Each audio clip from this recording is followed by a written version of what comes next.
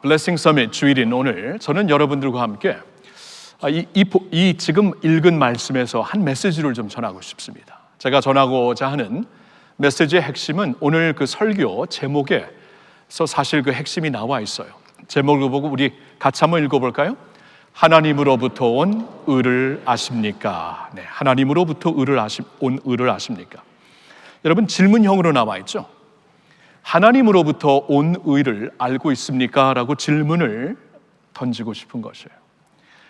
우리가 만일 하나님으로부터 온 의를 모른다면 우리는 자신의 의를 내세우면서 살 수밖에 없습니다. 세상에서도 그렇고요.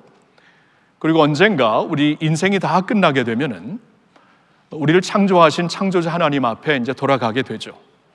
하나님 앞에 돌아가게 되었을 때 우리가 그동안 내세웠던 의를 가지고 하나님 앞에 갈 수밖에 없는 것입니다. 자, 그런데 그것은 굉장히 부담스러운 일이에요. 하나님 앞에 내 의를 갖고 가서 이 의를 좀 받아주세요라고 말할 수 있는, 담대하게 말할 수 있는 자들이 어디 있겠습니까? 그런 면에서 좀 부담스럽겠죠. 여러분, 오늘 본문에 사도 바울이라는 분이 로마에 있는 교인들에게 쓴 편지가 이 서신서로 이제 우리 앞에 나와 있는 하나님의 말씀인데요.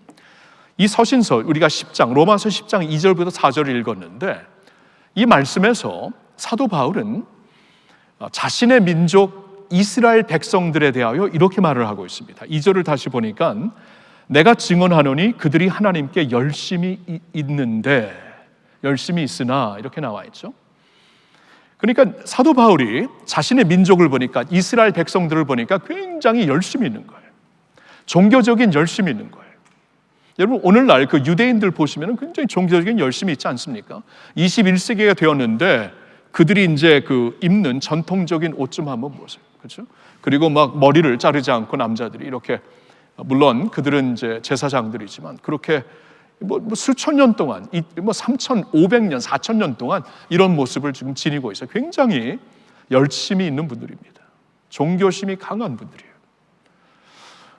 나의 민족을 보는데 종교적으로 열심히, 하나님에 대한 열심이 참 많다라고 그는 지금 증언을 하고 있습니다. 그런데 이런 말씀이 있죠. 2절에 보니까 하나님께 열심히 있으나 올바른 지식을 따른 것이 아니니라.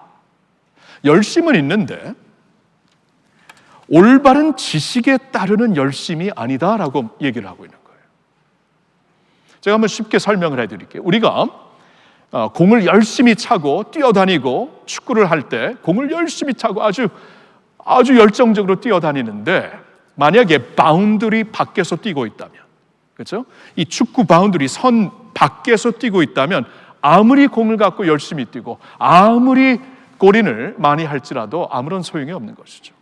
바운더리 안에서 뛰어야 그 열심에 어떠한 그 이득이 있는 것이고 명분이 있는 것이죠. 지금 그 말을 하고 있는 거예요. 내 백성을 보니까 굉장히 열심이 많다. 종교적으로 이렇게 열심히 있는 민족을 내가 찾아보지 못한다. 근데 지식에 따르는 열심이 아니더라라고 말을 하고 있는 거예요. 이 경계선 밖에서 뛰고 있는 사람들이 되었다라고 말을 하고 있는 것이죠. 왜 그렇게 말을 하는 겁니까? 3절을 계속 보면 이렇게 말하고 있습니다. 그들이 하나님의 의를 모르고 자기 의를 세우려고 힘써 하나님의 의에 복종하지 아니하였느니라. 자, 이 말씀을 하고 있어요. 하나님의 의를 모르고, 그러니까 하나님이 우리에게 주시고자 하는 의를 모른 채 자신의 의를 가지고 열심으로 뛰고 있으니까 이건 하나님 앞에 이렇게 연락될 수 있는 의가 아니다. 하나님께 올려드릴 수 있는 의가 아니다라고 얘기를 하고 있는 거예요. 누구보다도 율법을 잘 지키는 백성들입니다. 누구보다도 하나님을 어떻게 보면 경외하는 사람, 두려워하는 사람들입니다. 그런데 그들은 하나님의 의를 받아서 그 의의 옷을 입고 하나님 앞에 나가는 것이 아니라 자신의 의를 강조하면서 내가 이렇게 열심히 종교 생활합니다. 내가 이렇게 열심히 율법을 지키고 있습니다. 자신의 의를 내세우면서 하나님 앞에 나오려고 하는데 자신의 의를 내세우면은 얼마나 내세워야 충분한 것인지 알 수가 없잖아요. 여러분이 바울이라는 사람이 원래 그런 사람이었어요. 굉장히 종교적인 열심이 있는 사람이었습니다. 바울이라는 이름이 주어지기 전에 그의 원래 이름은 사울이었거든요. 이 사람은 그 유대교회에서도 굉장히 강견파인 바리새에 속한 사람이었습니다. 그리고 그는 이 바리새파에서도 가장 위대한 율법 학교에서 가말리엘 학교에서 공부를 한 사람이었습니다. 그리고 열정이 얼마나 대단했는지 나중에 그가 빌립보 교인들에게 쓴 편지가 서신서로 또한 성경에 나와 있는데, 빌립보서 3장을 보면은 하나님을 향한 열정, 율법을 향한 열정을 어떤 사람도 나의 열정을 능가하지 못했다. 누구보다도 열심으로 살았다. 누구보다도 열심으로 종교 생활했고 누구보다도 열심으로 율법을 지키며 신앙생활했다, 그 말이에요. 그렇게 살았던 자였는데 어느 날 바울이 큰 위기를, 인생의 큰 내면의 위기를 겪게 됩니다. 왜냐하면 율법을 지키면 지킬수록 답이 없는 게 하나가 있어요. 율법을 잘 지키면서 전통적인 신앙생활을 하고 있는데 자신의 속 사람을 들여다보니까 같이 따라오지 않는 거예요. 율법을 잘 지키니까 겉으로 보면은 굉장한 바리새인이죠. 겉으로 보면 굉장한 종교인이죠. 근데 자신의 양심으로 자신을 알잖아요. 내 마음이 그렇게 따라오고 있는가? 내가 사람들에게 인정받는 만큼 내 마음으로 온 마음을 다 들여서 율법을 따르고 있는가? 안 그러는 자신을 발견했기 때문입니다. 도저히 이게 양심적으로 평안이 없는 것이에요. 예를 들어서 하나님이 이제 사랑하라, 이웃을 사랑하라, 악을 악으로 갚지 말라 하니까 악을 악으로 갚지 않고 사랑을 하려고 노력을 하죠.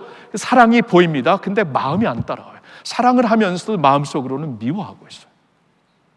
이러한 자신의 모습을 들여다보면서 하나님 앞에 양심적으로 이렇게 평안이 없는 거예요. 사람들에게는 인정을 받고 자신이 자신을 보아도 나처럼 종교 생활을 열심히 하고 열정적으로 율법을 지키는 사람이 없는데 내 마음이 너는 아니라고 자꾸 양심이 나를 이렇게 손가락질하는 거예요. 너무나 괴로워갖고 이걸 한번 풀어보려고 이 사울이라는 사람이 바울이 되기 전에 그렇게 힘을 썼는데 도무지 할 수 없는 자신의 모습을 발견하게 됩니다. 그래서 성경 말씀을 그대로 이용하면은 사울이라는 청년이 바울이 그때 이렇게 고백을 해요. 오호라, 나는 곤고한 사람이로다. 누가 나를 이 사망의 몸에서 건져내랴. 나는 곤고한 사람이다. 난 너무나 지금 낙심되고 피곤한 사람이다. 율법을 지키면 지킬수록 내가 율법을 제대로 지키지 아니하는 나의 모습을 깨닫게 되니까 얼마나 피곤해요. 그러면 더 열심히 해보겠죠.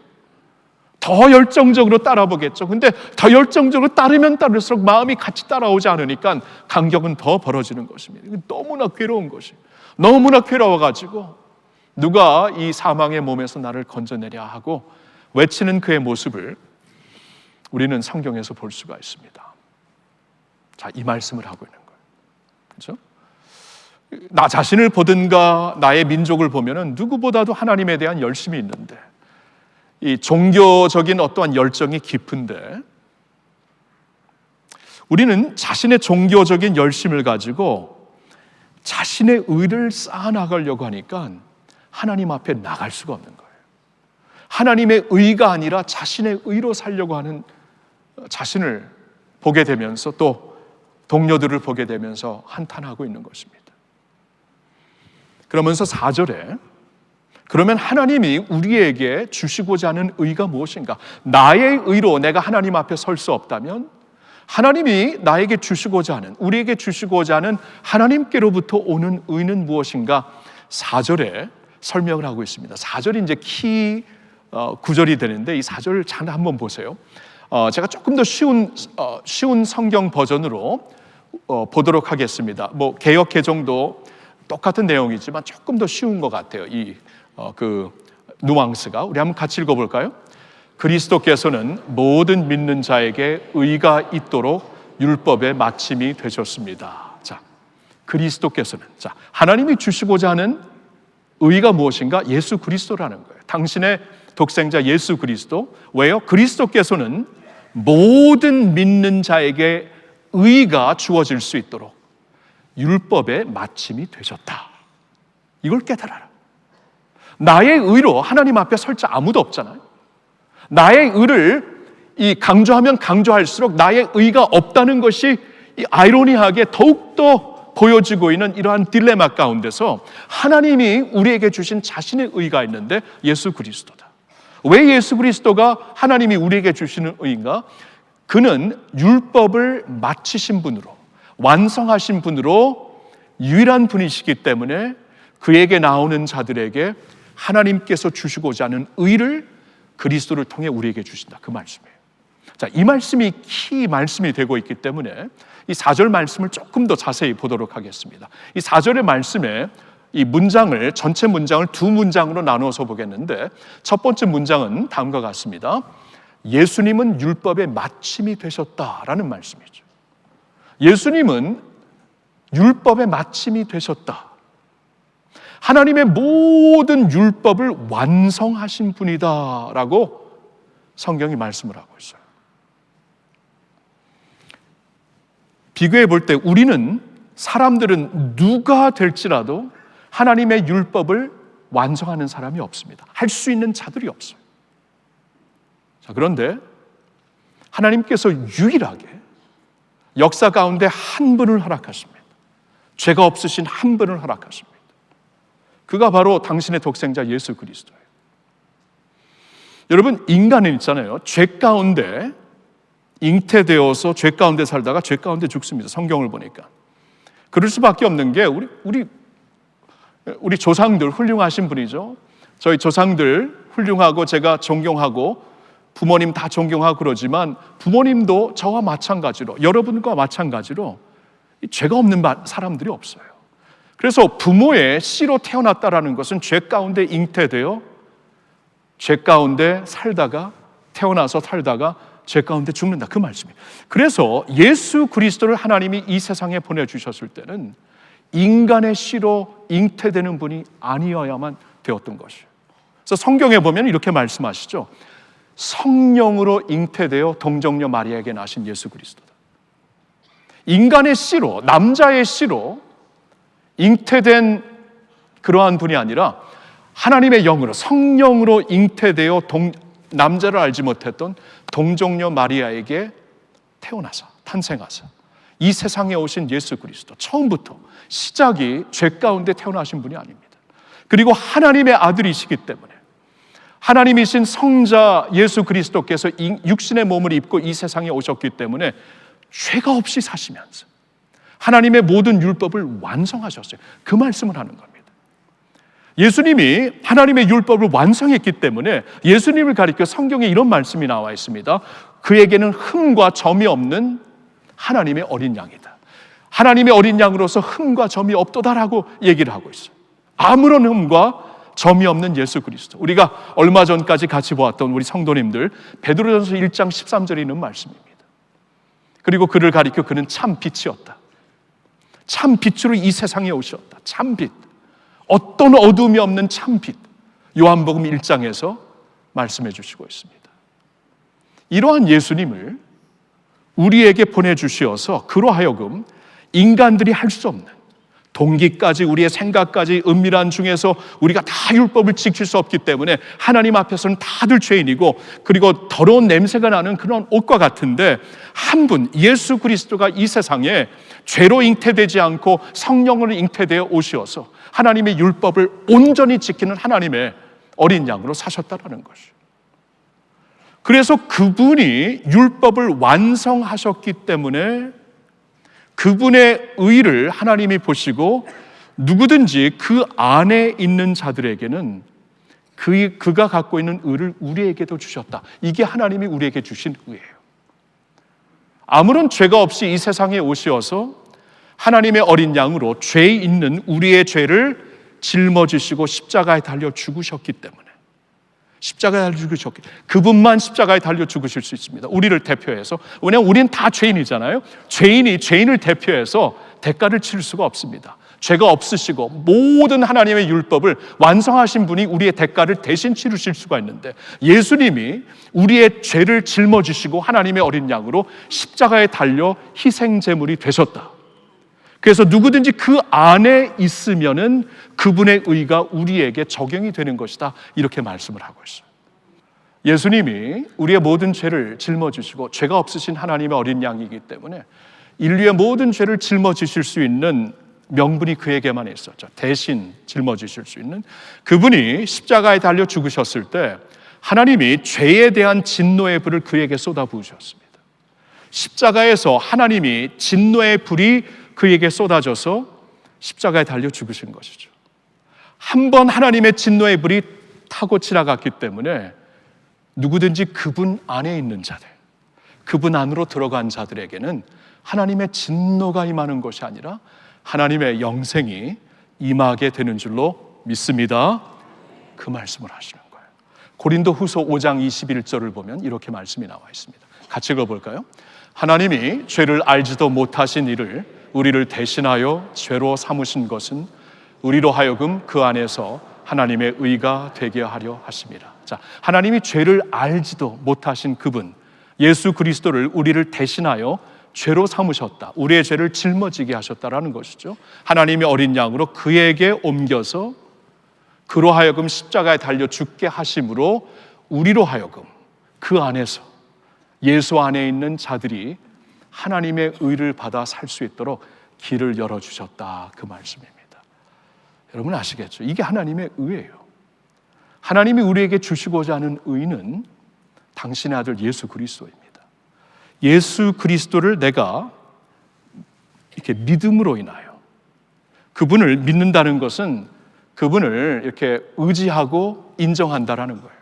내 예수님이 성경에 나온 대로 하나님의 독생자로 이 세상에 오셔서 죄가 없으신 모습으로 오셔서 하나님의 율법을 다 완성하시고 우리를 위하여 대신 십자가에 달려 돌아가신 우리 주님이 되심을 내가 인정합니다. 주님을 의지합니다. 이렇게 예수님을 인정하고 의지하며 믿는 자들에게는 하나님의 의가 임하게 되는 것이다. 이렇게 예수 안에 있는 자들에게 하나님의 의를 주신다. 우리의 의가 아니라 그 의로 살게 하신다라고 말씀을 하는 겁니다. 자, 이 한 문장을 우리가 이해하면 도움이 되고 또 한 문장을 4절에서 보고 싶은데 바로 다음의 문장이 됩니다. 우리 같이 읽을까요? 모든 믿는 자에게 하나님이 주시는 의가 있게 하십니다. 자, 하이라이트된 저 문장 모든 믿는 자에게. 자, 4절을 제가 다시 한번 볼게요. 그리스도는 모든 믿는 자에게 의를 이루기 위하여 율법의 마침이 되시니라. 모든 믿는 자에게, 예수님을 의지하는 모든 사람들에게, 예수님이 곧 하나님께서 우리에게 공급하시는 의가 되심을 내가 그대로 받아들이고 의지하는 자들, 모든 믿는 자에게 하나님이 주시는 의가 있게 하신다. 모든 믿는 자에게. 여러분 들으셨나요? 모든 믿는 자에게.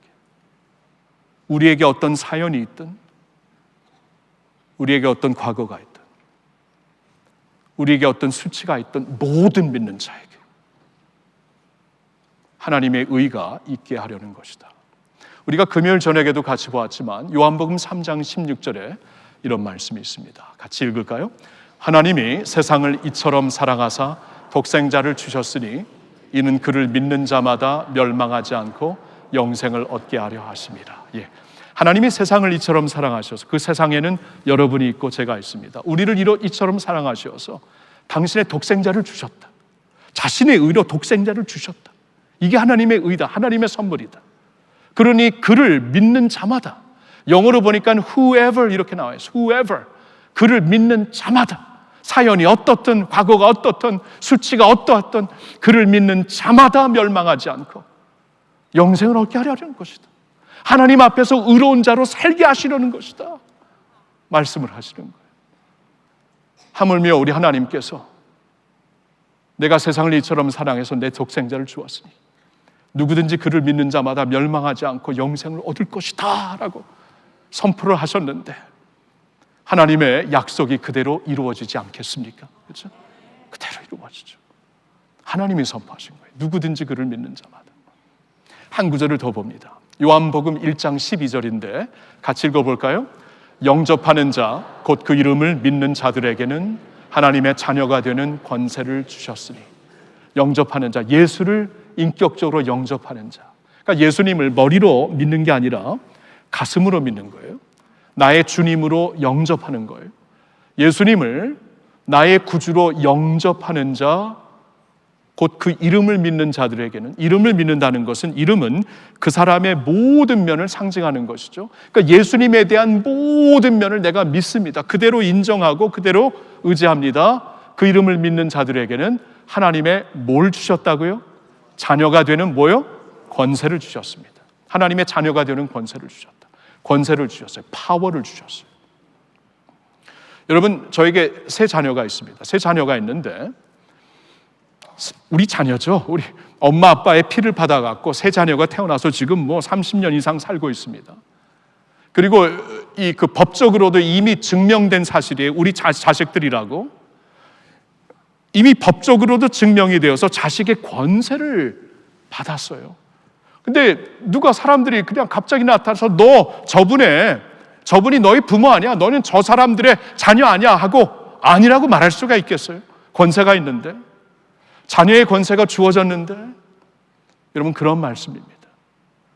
누구든지 예수님, 왜냐하면 예수님을 하나님이 주시는, 우리에게 주시고자 하는 의로 주셨기 때문에 내 의가 아니라 하나님께로부터 온 의를 예수님을 통해 받아들이는 자, 예수님을 영접하고 믿는 자들에게는 하나님의 자녀가 되는 권세를 주셨다. 이거 누가 와서 박탈하지 못합니다. 아니라고 말할 수가 없습니다. 하나님이 주신 권세인데. 여러분, 예수님을 믿는 자들은 하나님의 자녀가 된 권세를 받으신 줄로 믿으시기를 바랍니다. 엄청나죠. 내가 예수를 믿어 하나님의 자녀가 되었다. 참, 이 세상을 살면서도 이 사실을 붙잡으면 이게 블레싱 서밋이더라고요. 이게 블레싱 서밋. 이게 축복이에요. 여러분, 항상 일이 잘 됩니까? 세상에서 일이 안 될 때도 많잖아요. 세상에서 항상 잔잔한 바람이 붑니까? 무서운 폭풍이 불 때도 있잖아요. 폭풍이 불지만 내가 하나님의 자녀이다. 하나님의 자녀로서 이미 하나님의 의를 받아 구원받은 백성이다. 이렇게 확신이 주어지니까 소망이 있어요. 평안이 있어요. 기쁨이 있어요. 하나님은 우리가 그러한 소망과 기쁨을 알고 살아가기를 원하십니다. 여러분, 오늘 여러분들에게 전하고자 하는 말씀은 이거예요. 우리의 의로 하나님 앞에 나갈 수가 없어요. 사람이 의를 가지고 하나님 앞에 나가 이거 충분하죠 이렇게 말할 수 있는 자 아무도 없죠. 그래서 하나님은 우리에게 자신의 의를 주십니다. 하나님이 주시는 의를 받아야 그 의를 옷 입고 하나님 앞에 나갈 수 있고 나중에 이 세상 떠날 때 하나님께로 나아갈 수 있는 것입니다. 하나님이 우리에게 주시는 의는 다른 게 아닙니다. 당신의 아들 예수 그리스도예요. 예수님을 내가 마음을 열고 나의 구주로 영접하고 예수님이 나를 위하여 십자가에 달려 죽으시고 나를 위하여 다시 사신 분이다 라는 것을 마음으로 믿고 입으로 시인하면 하나님이 약속하신 자녀가 되는 축복을 주실 줄로 믿습니다.